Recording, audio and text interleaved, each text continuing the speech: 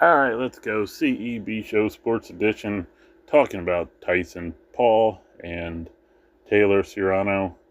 Let's first off, let's go over Tyson Paul. I was disappointed as soon as I saw Tyson. Like, there's two faces I was expecting. Either the face we got or the face where it looked like he wanted to hurt somebody. Unfortunately, we got the face we got. He didn't look like he wanted to hurt somebody. Now, that might be. I mean, it was brought up because of his leg work not looking good and the brace or wrap around his right knee, I believe, which is push off. Sorry about that, technical difficulties. So yeah, what I was saying is we got the two faces, and we got the one I didn't want to see and I think it was because of his knee. I'm guessing his knee. You have a brace around your knee, it's probably a knee issue. He didn't want to cause it. He didn't want to. He didn't want to put any blame on it. Jeez. But it.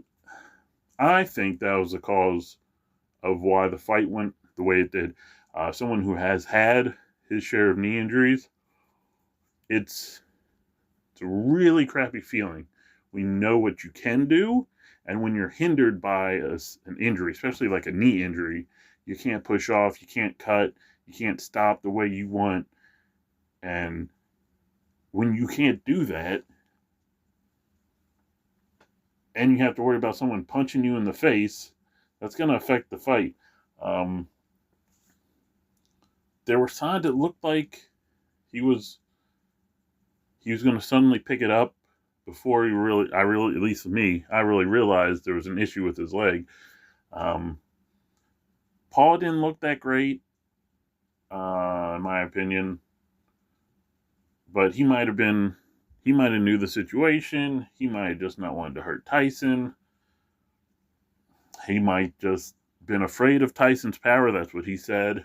And not those words, but I mean, he respected Tyson's power, and he caught a couple shots, so he probably knew Tyson's power, not even the full power.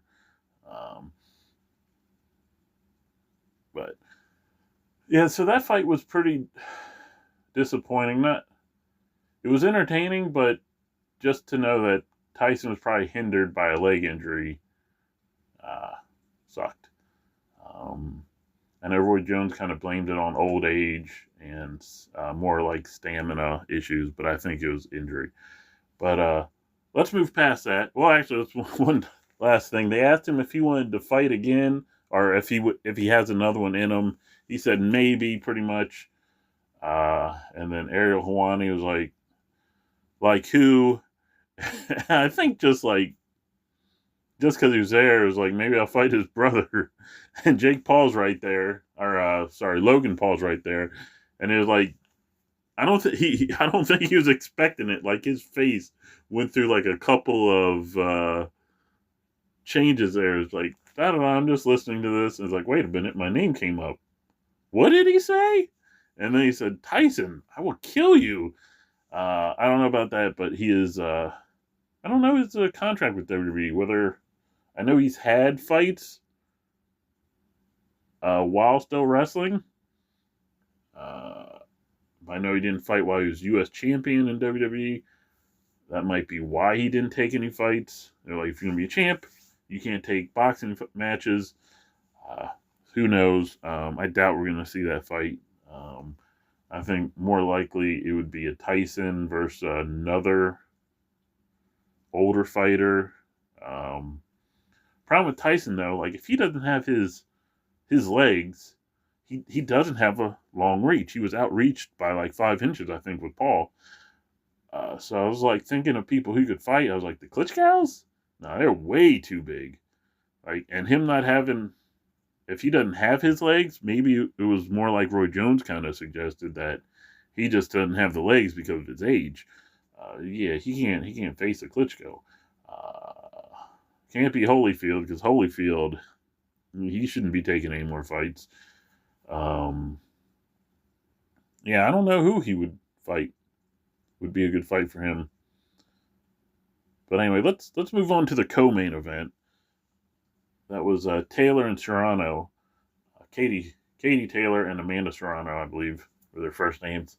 Both like top of the heap of the women's boxing. I was surprised their age. I didn't realize one was 38 and one was 36. But it was a great fight. But the big elephant in the room on that fight was the headbutt.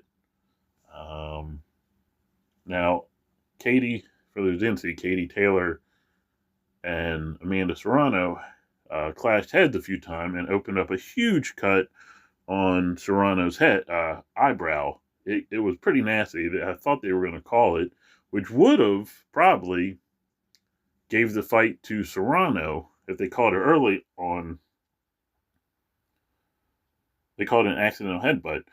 So if they called it early after the 4 rounds and then gone to the scorecard, from what it seems, Serrano probably would have won. It ended up going the distance, which prop to Serrano for fighting that long. Excuse me if I'm not saying her name right. Seriano, maybe. Anyway, I've seen that name pronounced different ways. But anyway, Seriano being able to last that long with that huge of a gash on her eyebrow was amazing. And really, I think everyone thought she won that fight. Somebody described just because she kept coming because of her eyebrow. I'm like, no, she looked like she was winning that fight. Taylor looked better later in the fight, but other than the judges, I don't know who thought Serrano lost that. Okay, maybe Katie Taylor's corner. But I'm surprised. Like, for those who want to blame like a fix, I don't see.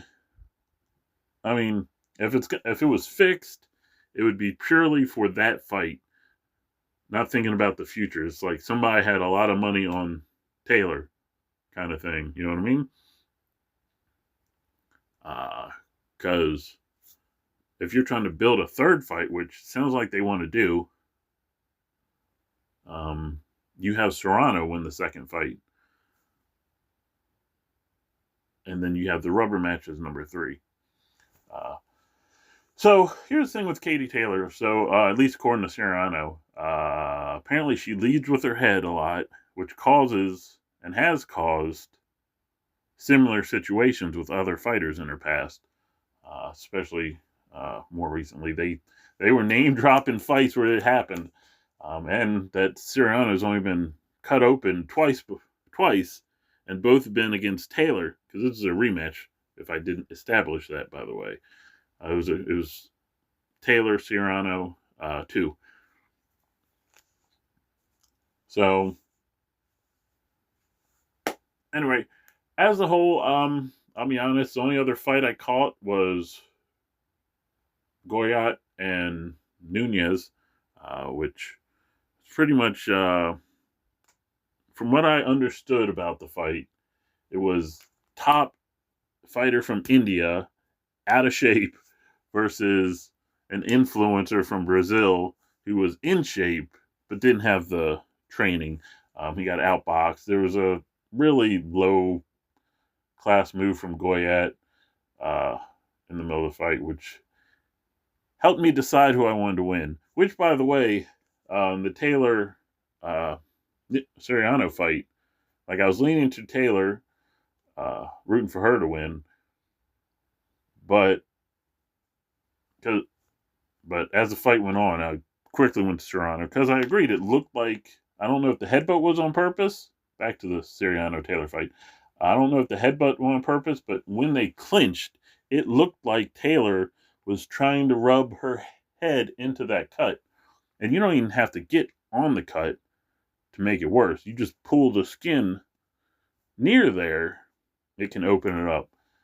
Plus, I also wanted to bring up one more last thing real quick, because I like to keep these 10 minutes. Hairstyles for fighters. I wonder if they should make women have a ponytail, because I'm wondering if the braids or cornrows or whatever you want to call them, if they're more likely to agitate or cut someone open than just like a ponytail. I don't know. All right, we're at our time limit. Probably went over. Like, subscribe, turn on notifications, follow, leave me your comments on the card or an individual fight, and see you next time. Peace.